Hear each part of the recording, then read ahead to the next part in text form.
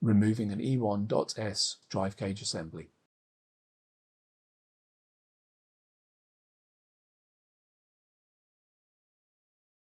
Remove the top cover.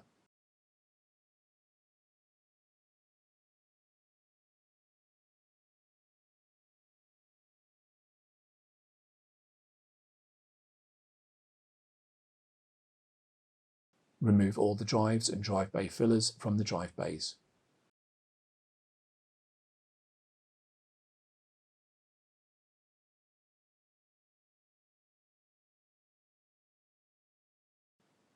Disconnect the power and signal cables from the E1.S or E3.S drive backplate.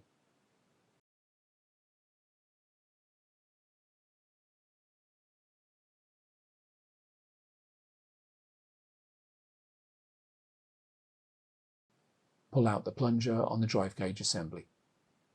Slide the drive cage assembly out of the chassis.